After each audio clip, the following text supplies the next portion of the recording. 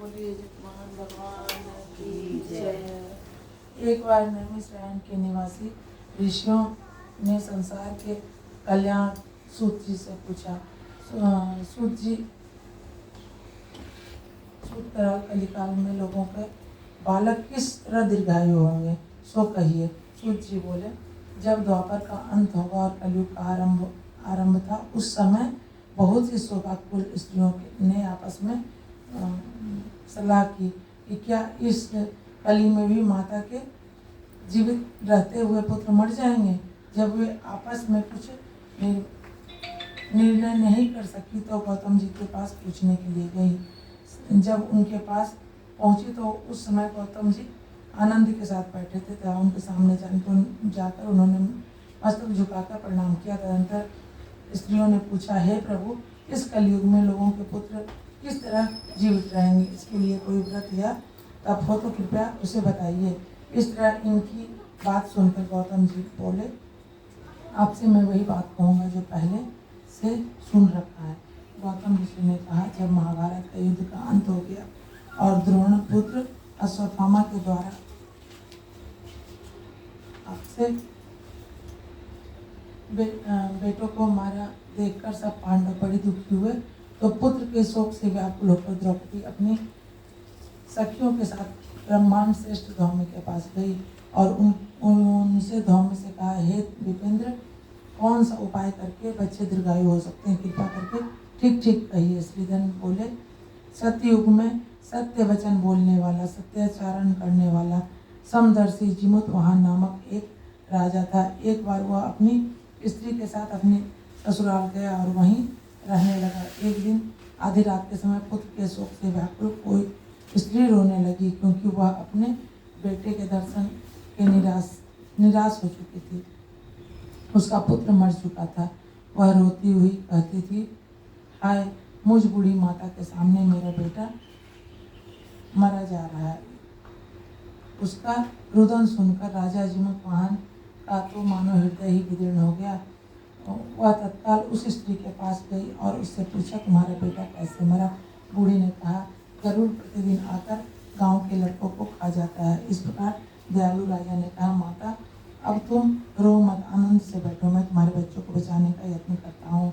ऐसा कहकर राजा उस स्थान पर गया जहाँ गरुड़ आकर प्रतिदिन मांस खाया करता था। उस समय गरुड़ भी उस पर टूट पड़ा और मांस खाने लगा।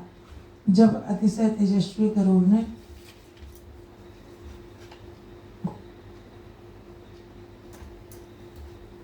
राजा का बायां अंग खा लिया तो झटपट राजा ने अपना दाहिना अंग फेरकर गरुड़ के सामने कर दिया। यह देखकर गरुड़ जी बोले, तुम कोई देवता हो, कौन हो, मनुष्य तो हो ही नहीं जान पड़ते। अच्छा, अपना जन्म और कुल बताओ। पीड़ा और व्याकुल मन वाले राजा ने कहा, हे पक्षीराज, इस तरह के प्रश्न करना व्यर्थ है, तुम अपनी इच्छा से मेरा मांस खाओ। यह सुनकर गरुड़ रुक गए और बड़े आदर से राजा के जन्म और कुल की बात पूछने लगे। राजा ने कहा, मेरी माता का नाम सैव्या और मेरे पिता का नाम शालिवाहन है। सूर्यवंश के में मेरा जन्म हुआ है, मैं जिमुतवाहन मेरा नाम है। राजा की दयालुता देखकर गरुड़ ने कहा, हे महाभाग, तुम्हारे मन में जो भी अभिलाषा हो वह वर मांगो। राजा ने कहा, हे पक्षीराज, यदि आप मुझे वर दे रहे हैं तो वर दीजिए कि आपने अब तक जितने प्राणियों का खाया है वे सब जीवित हो जाएं। हे स्वामी, आपसे आप यहाँ बालकों को न खाएं और कोई ऐसा उपाय करें कि जहाँ जो उत्पन्न हो वे लोग बहुत दिनों तक जीवित रहें। धौम्य ने कहा कि हे पक्षीराज गरुड़, राजा को वरदान देकर स्वयं अमृत के लिए नागलोक चले गए। वहां से अमृत लाकर उन मरे हुए मनुष्यों की हड्डियों पर बरसाया। ऐसा करके वे सब जीवित हो गए। जितने भी मरे थे वे सब जीवित हो गए।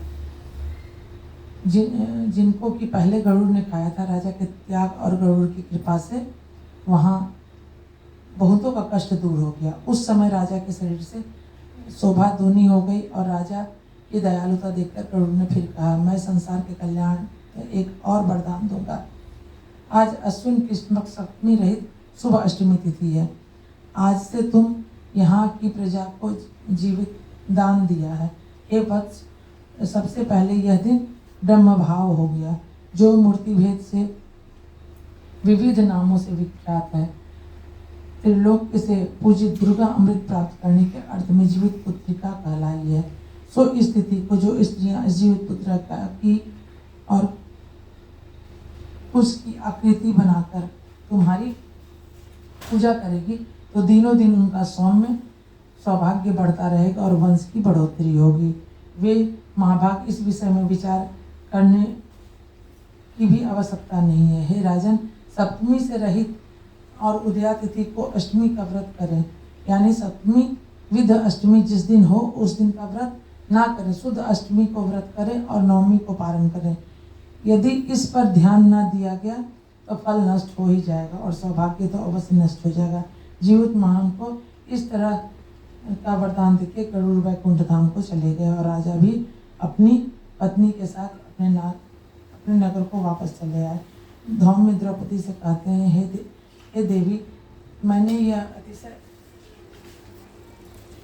दुर्लभ व्रत तुमको बताया। इस व्रत के करने से बच्चे दीर्घायु होते हैं। हे देवी, तुम भी पूर्वोक्त विधि से यह व्रत और दुर्गा जी की पूजन करो तो तुम्हें अभिलाषित फल प्राप्त होगा। मुनिराज धौमी की बात सुनकर द्रौपदी के हृदय में एक प्रकार का कौतूहल उत्पन्न हुआ। उसने पूर्वाश्नी स्त्रियों को बुलाकर उसके साथ यह उत्तम व्रत किया। गौतम ने कहा, यह व्रत और इसके प्रभाव को किसी भी चिल्ल ने सुन लिया था और अपनी सखी सियारिन को बताया। इसके बाद पीपल वृक्ष की शाखा पर बैठकर उस चिल्ल ने और उस वृक्ष के खोते में बैठकर सियारिन ने भी व्रत किया।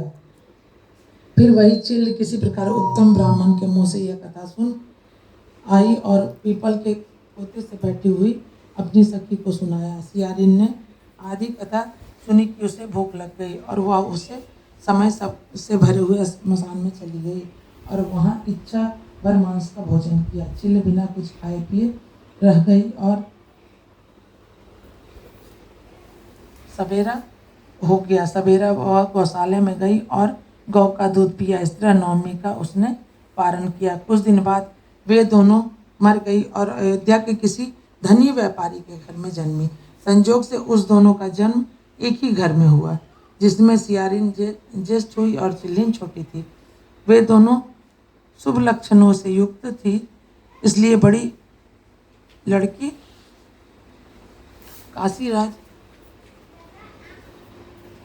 के और छोटी उसके मंत्री के साथ गार्हपत्य अग्नि के सामने विधिपूर्वक ब्याही गई। पूर्व जन्म के कर्म फल से वह मृगनयनी रानी हुई।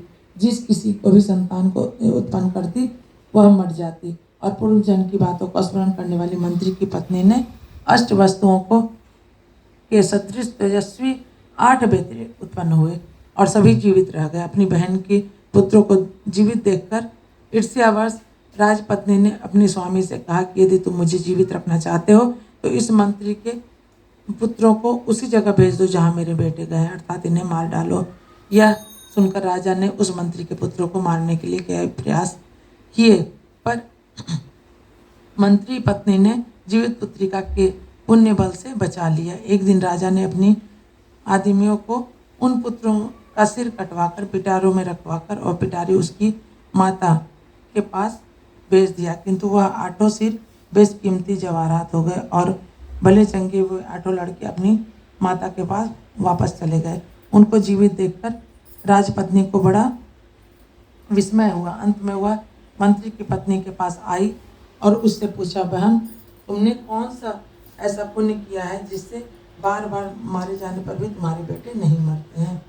इस पर मंत्री की पत्नी ने कहा, पूर्व जन्म में मैं चिल्ल थी और तुम सियारिन थी। हमने और तुमने दोनों साथ साथ जीवित पुत्रिका का व्रत किया था।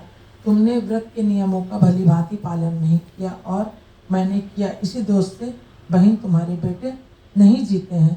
ओ राजरानी, अब भी तुम इस समय जीवित पुत्रिका का व्रत करो और तुम्हारे बेटे दीर्घायु हो जाएंगे। मैं तुमसे सच सच कह रही हूँ। उसके कथनानुसार रानी ने व्रत किया। तभी से उसके कई बेटे सुंदर और दीर्घायु होकर बड़े बड़े राजा हुए। सूत जी कहते हैं, इस प्रकार आनंद देने वाला मैंने यह दिव्य व्रत कथा बतलाया। स्त्रियां चिरंजीवी संतान चाहती है तो विधि पूर्वक यह व्रत करे। इति श्री रामजय पांडे भाषा टीका से जीवित पुत्री का व्रत कथा समाप्त। बोलिए जी।